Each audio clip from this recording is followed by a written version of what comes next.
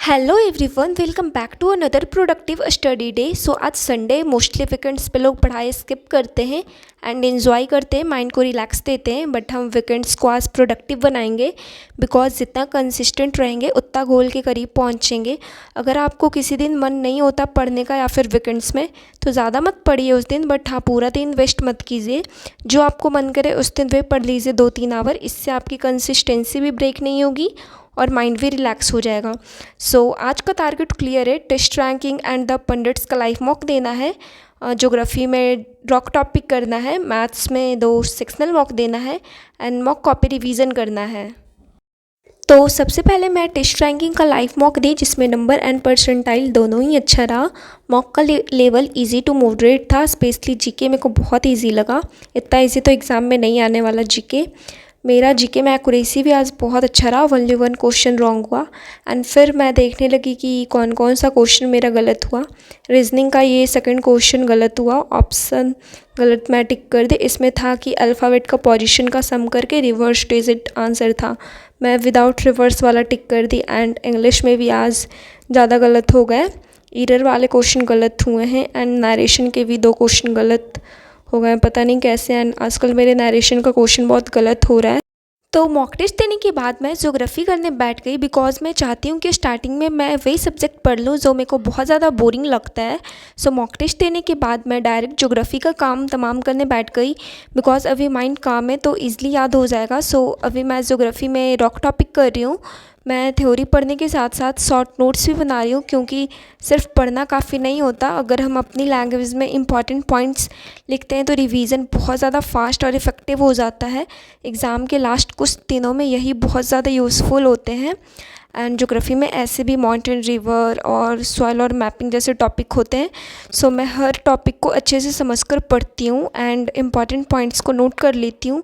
इससे मेरा बहुत ही ज़्यादा शॉर्ट नोट्स बन जाता है, मतलब एक पेज में मतलब पूरा एक ज्योग्राफी का चैप्टर मैं कर लेती हूँ। ये लास्ट स्टेज में बहुत ज़्यादा यूज़फुल होता है। 1 आवर में मैं पूरा ज्योग्राफी रिवाइज़ कर सकती हूँ। आप लोग भी ये ट्राई कीजिएगा, बहुत ज़्यादा हेल्पफुल होता है।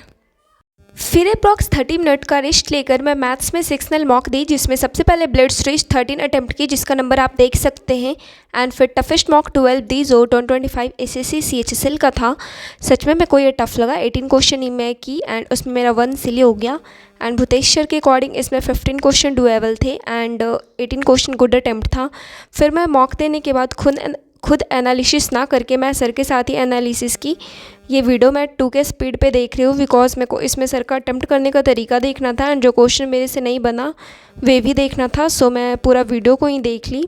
2 या 3 क्वेश्चन इससे मैं और बना सकती थी, बस मेरा सॉल्यूशन थोड़ा लेंदी था एंड सर का सॉल्यूशन शॉर्ट था जिससे अब ये क्वेश्चन नेक्स्ट टाइम आएगा फिर तो मेरे से ये गलत नहीं होगा बिकॉज ये सॉल्यूशन बहुत सही था, बहुत शॉर्ट था जो कि बहुत ही कम टाइम में बना सकते हैं।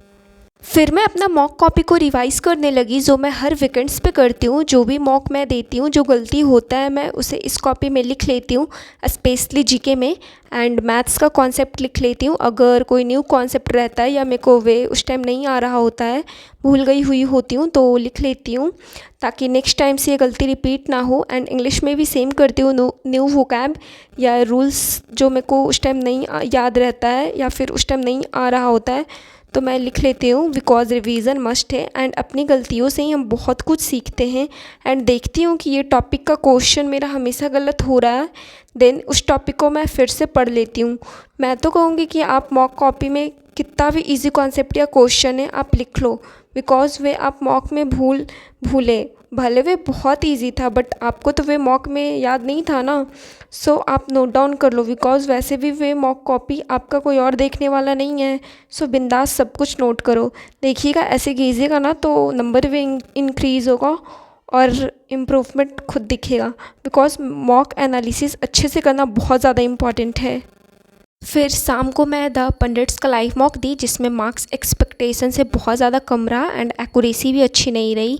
पहले ऐसा स्कोर देखकर डिसअपॉइंटमेंट होती थी, लगता था कि इतना मेहनत की फिर वे स्कोर नहीं आया अच्छा, लेकिन अब धीरे धीरे ये समझ आ गया है कि हर मॉक हाई स्कोर के लिए नहीं होता है, कुछ कुछ मॉक्स हमें हमारी वीकनेस दिखाने के लिए भी होते हैं। आज जीके में मैं ओवर कॉन्फिडेंस में बहुत ज़्यादा अटेम्प्ट कर दी, जो कि अच्छी बात नहीं है, और गलत भी हो गए इसके वजह से मेरे, एंड नेगेटिव मार्क्स भी हो गए। एंड कुछ कुछ क्वेश्चन मैं जल्दी जल्दी के वजह से गलत की हूँ। एंड अभी एक बात याद आ गई जो शायद आप लोग भी सुने होंगे कि प्रिपरेशन का टफेस्ट पार्ट पढ़ना नहीं होता है, टफेस्ट पार्ट होता है कि लो स्कोर के बाद भी नेक्स्ट टाइम सेम डेडिकेशन के साथ टेबल पर वापस बैठ रहे हैं। सो इसके बाद फिर मैं मॉक को प्रॉपरली एनालाइज़ की एंड देखी कि मैं कहाँ कहाँ सिली मिस्टेक या फिर जल्दी जल्दी में गलती की। मेरा आज का टू डू लिस्ट तो कंप्लीट हो गया, बट टाइम थोड़ा आज का बच गया, तो सोची कि मैं मई मंथ का करेंट अफेयर रिवीजन कर लेती हूँ। वैसे भी एग्ज़ाम अब कुछ मंथ्स में है, तो हमें करेंट अफेयर भी कंप्लीट करना ही होगा, सो थोड़ा थोड़ा करके कंप्लीट कर लूँगी। आप लोग हमेशा मेरे से पूछते हैं कि मैं करेंट अफेयर कहाँ से करती हूँ। मैं अभी इंडो लोगों से कर रही हूँ, and marathon crazy GK trick पे सर करवाते हैं, सो मैं उसको भी करूँगी। एंड इंडो लोगों से मैं मंथली एंड कुछ कुछ अलग टॉपिक पे जो करवाते हैं मैं वे भी करती हूँ। कभी कभी करंट अफेयर का पोर्शन तो मेरे को बहुत लेंदी एंड बोरिंग लगता है, लेकिन करना तो पड़ेगा। बट एसएससी का कोई भरोसा भी नहीं है, पढ़ कर जाओ 2025 26 का, पूछेगा 2023 24 का, उतना पीछे का तो मैं नहीं पढ़ सकती एंड मैं पढ़ूंगी भी नहीं। मैं बस 2026 का एंड 2025 का 3 और 4 मंथ्स का मैं कर लूँगी। तो वैसे भी करंट अफेयर मेरे को बहुत ज़्यादा मुश्किल से मैं पढ़ती हूँ, बोरिंग एंड लेंदी लगता है, स्पेशली अवार्ड्स एंड स्पोर्ट्स में जो अजीब अजीब नाम होते हैं। सो यस, इसी के साथ मेरा आज का टू डू लिस्ट कंप्लीट हुआ एंड संडे प्रोडक्टिव रहा।